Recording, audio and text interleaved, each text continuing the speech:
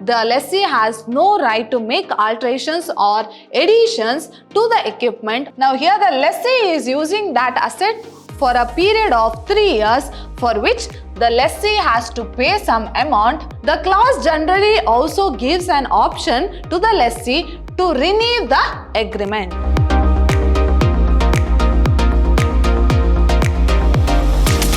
Hello everyone, I am Harshita, lecturer, Department of Commerce, Vidyashram First Grade College, the Temple of Excellence, Mysore. Today we are in the third session of Unit 4, that is lease financing. So my dear students, in a previous session we have already discussed about this concept that is relating to lease financing. So we have learnt what is the meaning of lease financing, what are the definition, and we have learnt what are the types of lease financing. Let us quickly recall what we have discussed in a previous session. So in a previous session I have covered this topic, that is types of leasing. So there are various types of leasing and we learnt each and every type of leasing. In today's session we shall continue with new topic, that is main clauses in the lease agreement. Of course I have told you, so what do you mean by lease? There will be two parties. Who are the two parties here? Lessor and the other party is lessee. Now, lessor is having an asset and what he does? He transfers that asset to lessee. So, lessee use that asset for a particular period of time. For example, it may be 3 years. So, here the lessee is using that asset. For example, the asset is machinery. So, the asset is machinery. Now, here the lessee is using that asset for a period of 3 years for which the lessee has to pay some amount which is known as lease rent.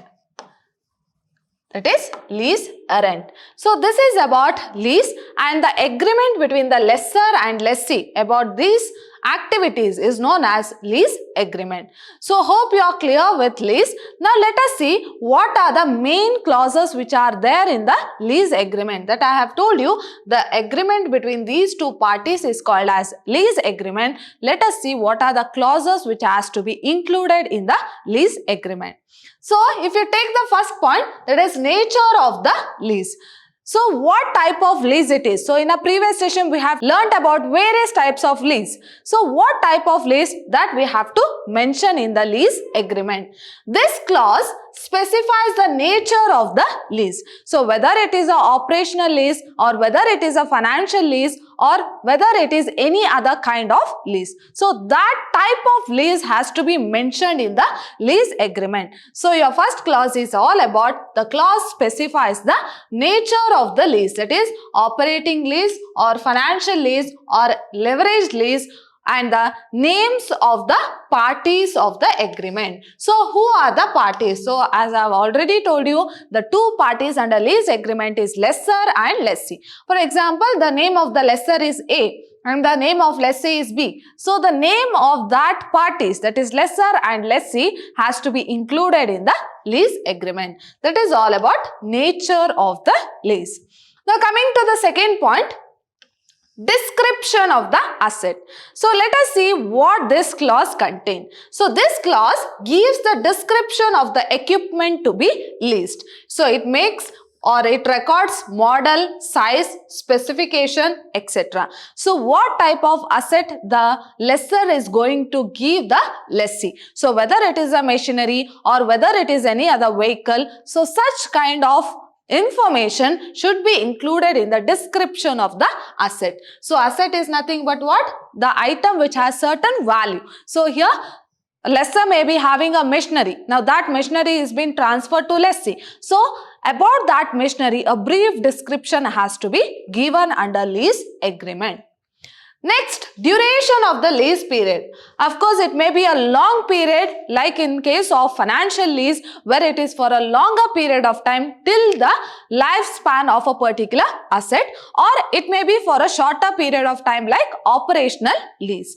So, in the lease agreement, they have to mention what is the duration. So, for example, the duration of the lease agreement is for 10 years, that is between the lessor and lessee. So that duration has to be recorded in the lease agreement. So your third clause is, this clause specifies the period for which the asset is leased. So for to the period to which the lessee is going to use the asset of lessor. So that period is known as what? It is period of lease or the duration of lease period, which is called the primary period. So that period is called as what? It is called as primary period.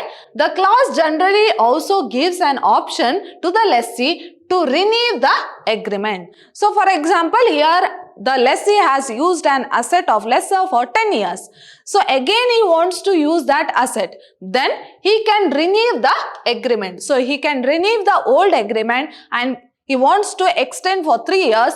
Then he can extend for 3 years by renewing the agreement. In the same way, well, leasing an house also. So for 3 years they will stay in that particular house. After that, if they want to stay in that house only, so what they will do, they will renew the agreement. In the same way here also, in the organization also, so most of the asset will be leased by the organization. So in such cases, so if the assets are working properly or if the organization need that particular asset in a future days, so what they will do? So they will renew the agreement and they are going to continue to use that asset. So if the asset is used for the first time, that is called as primary period, and this clause generally has a option to renew the agreement. So as I told you, if the lessee wants to use that asset once again, so after the expiry of a lease period, so he can renew and he can extend the period. So that is, he can renew the agreement for the further period. The second term of the lease is called as secondary period, whereas the first term is called as primary period, whereas after renewing the agreement, so if they are going to use in the future, so it is called as what? Secondary period. So this is all about duration of lease period. Now moving on to the fourth clause, that is lease rental. Of course, I have told you, for using the asset, lessee has to pay some amount which is called as lease rent, right? So in the agreement, they have to include about it. So what is the lease rent? So this clause specifies the lease rental payment by the lessee. So here the payment is made by whom? By the lessee to the lessor. So that lease rental has to be specified, which is fixed by taking into consideration the cost of the fund. So in a previous session, we have discussed how this lease rent has to be decided. So it includes cost of the fund, whatever the expenses which is incurred by the lessor. So that is in case of what? In case of operational lease. So the whole maintenance will be in the hands of lessor, right? So he is going to pay all the expenses like maintenance expenses or any other expenses for the asset. So in such cases, so in the lease rent, so here in the agreement, they have to include the lease rent, where this clause contains all the information regarding what is a fixed rate of lease rent to be paid by the lessee to the lessor, where the lease rent should include cost of funds, depreciation, if any repairs for the asset, profit expected. Of course, here the lessor will give the asset on a lease basis. Why? In order to earn the profit. So that profit also will be included in the lease rent and risk involved in the lease transaction, etc. So all these information has to be included in the lease rent. So all these expenses have to be included in the lease rent. Then only the lessor can ascertain a certain value as lease rent. The rent may be payable monthly or quarterly. So here the lease rent may be payable monthly or quarterly. The quantum of such rental, the time within which it has to be paid, and the consequence of failure. So in a month, so if the lessee is going to pay the amount in a month, so on which date he has to pay, or within which date he has to pay in a particular month, or if he is going to pay on quarterly basis, so upon which date or before which date he has to pay. So each and everything about the lease rent, in the sense what is the amount, and the amount should include all the expenses also. Then what is the duration? So when they have to make the payment, that is when the lessee has to make the payment to the lessor, and if the lessor or if the lessee has not made the payment in a particular month, what are the consequences? So what are the consequences he has to face? That has to be clearly mentioned under this agreement. That is the quantum of such rental, the time within which it is payable, and the consequence of failure. So if the lessee has not paid the amount, then what are the consequences to pay the same as stipulated in this clause? So each and everything about the lease rent has to be recorded in the agreement.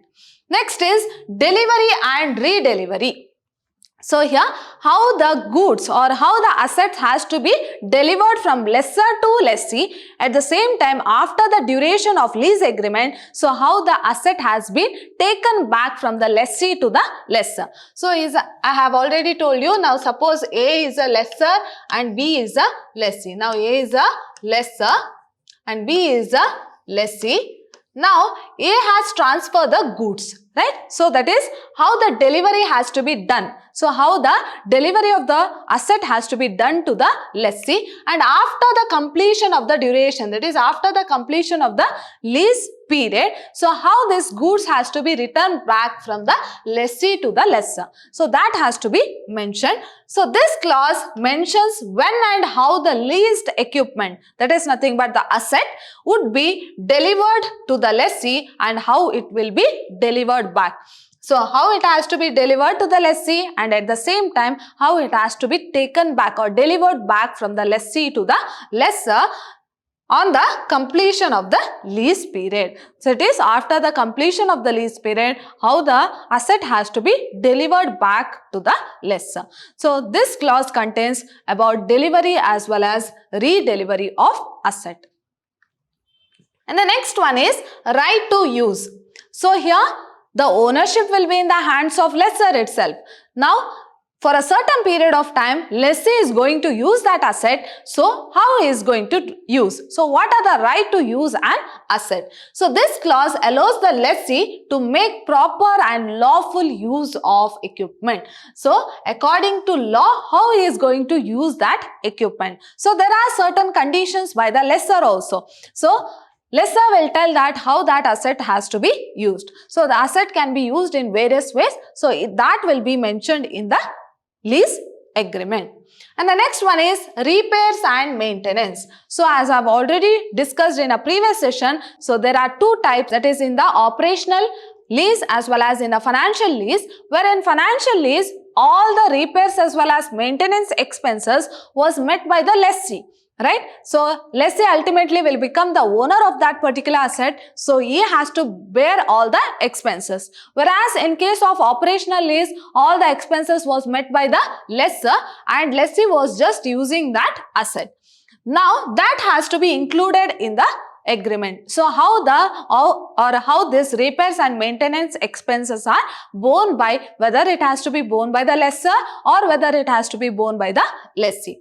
So usually this clause states that lessee should maintain. So what happens normally, lessee shall maintain and repair the equipment and keep it good and working condition. Now what happens? So lessee is going to use that asset for that particular period of time. It depends upon the type of the lease. So as I have already told you, in financial lease, here the lessee will lessee will incur all the expenses. Whereas in operational lease, lessor will incur all the expenses. So here also how this repairs as well as maintenance has to be done, whether it has to be borne by the lessor or whether it has to be borne by the lessee. So this clause states that lessee should maintain the repair and equipment and keep the asset in a good working condition. The cost of such maintenance should be borne by the lessee. So here such cost will be borne by the lessee. So in case of machinery, of course there will be repair as well as maintenance expenses. So in such cases, lessee will borne the expenses. Next is alterations, additions to equipment. So if any alterations or additions which is required to the equipment, so in such cases what they are going to do? So that will be mentioned under the lease agreement. So this clause states that lessee that is one who is going to use the asset, shall not make any alterations. So here the lessee has no right to make alterations or additions to the equipment or remove it from the premises without the written consent of the lessor. So without giving a written consent of the lessor, here the lessee has no right to renew or no right to repair or as well as renovate the asset. So here any alterations or additions which has to be made to the asset, so it has to be done according to the consent of lessor, and there should not be any movement of the asset from the lessee's premises without the consent of lessor. So that will be mentioned. So regarding the additions as well as renovations which has to be done to the asset, so that will be recorded in the lease agreement. And the next one is right to inspect the equipment. Here the lessor has a right to inspect the equipment, as inspect is nothing but what? Checking the equipment. So he can go to the lessee's premises and he has a right to check the equipment. So this clause gives the lessor the right to enter the premises of lessee and to inspect the equipment when he desires. So whenever the lessor wants to inspect the equipment which is there with the lessee, so he can directly go and inspect the equipment. So that is right to inspect equipment. Next one is damage to equipment. So if any damages, so normally in an organization, of course, they are going to use that machinery or asset often and often. So during that situation, if any damage occurs to that equipment, then what has to be done? So that will be mentioned under the lease agreement. That is, it is usual to stipulate that the lessee will bear all risk, losses, damages, theft or destruction of the equipment as long as it is in his custody. So as long as lessee keeps that asset with him, till then he is responsible for all these activities. That it may be a theft or it may be a robbery or it may be any other damage to the equipment. So here all that expenses has to be borne by the lessee, because the asset is in the hands of lessee. So whatever the expenses which is incurred in relation to damage or theft or any other such kind of things, so here the lessee will be responsible. So that also will be mentioned in the lease agreement. Next is prohibition of subleasing. So this clause prohibits the lessee from subleasing the equipment or selling it to any party.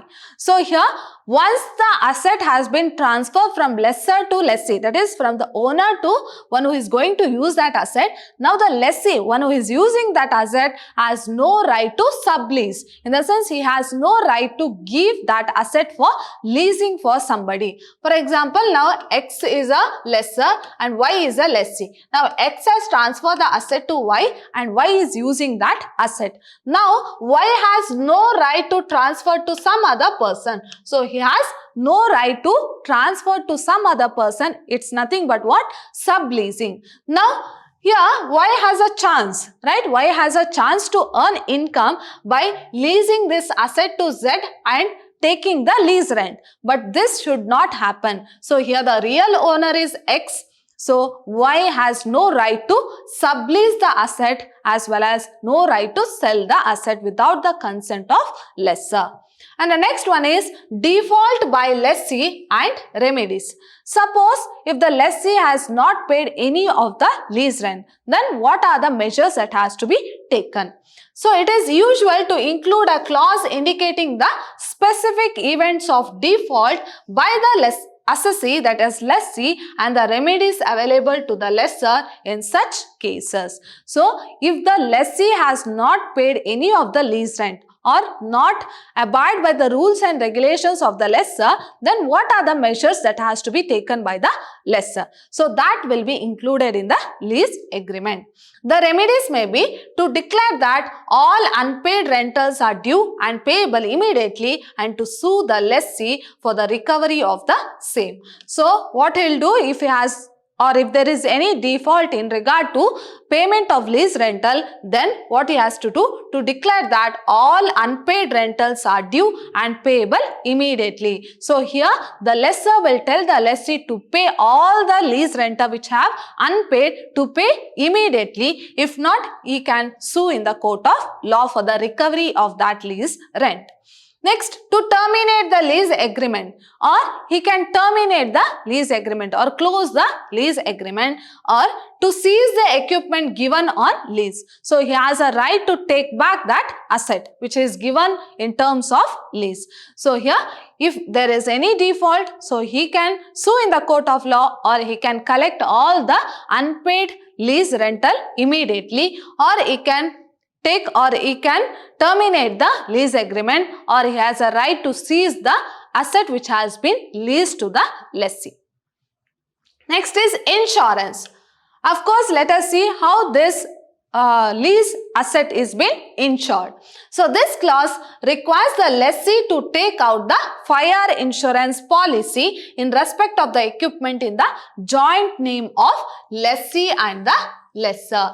Now, insurance, of course, there is a chances of damage in an organization. So, in such cases, what the lessor will do? Lessor will tell the lessee to take a fire insurance in the joint name of lessor as well as lessee. So, here the lessee will take the joint insurance, that is joint fire insurance in the name of lessee and the lessor, named therein as a owner. Lessee shall pay the premium and renew the policy every year. Now, who is responsible for payment of such kind of insurance premium? Here the lessee has to make the insurance premium. Lessee is responsible for the payment of insurance premium. Now, what type of insurance they are going to make? They are going to make a fire insurance in the joint name of lessor and lessee will make the payment of, that is, lessee will make the insurance premium every year, and he has to renew the policy every year. Next, other charges. So, if there is any other charges which is incurred, that is during this lease agreement, so this clause shall specify which party will pay the various expenses and charges in connection with the purchase and installation of equipment. So, while purchasing and installing equipment, so if any expenses is incurred, who is responsible to pay that expenses? Whether it is a lessor or lessee, so that will be mentioned in the lease agreement in order to make it sure that who will make the payment, whether it is a lessor or whether it is a lessee. So, in my next session, I am going to discuss about this topic, that is to buy or lease, a critical decision. In an organization, of course, I have told you, in order to purchase a new equipment, here the organization wants a huge investment. But on the other hand, if they go for lease, then of course they have to pay the lease rent. So here, let us see in our next session whether to buy a equipment or to lease a equipment, which one is better. So a critical examination. So we shall discuss in detail about this to buy or to lease. So my dear students, in today's session, we have learnt about this lease financing. See you all in my next session. Till then, take care. Thank you.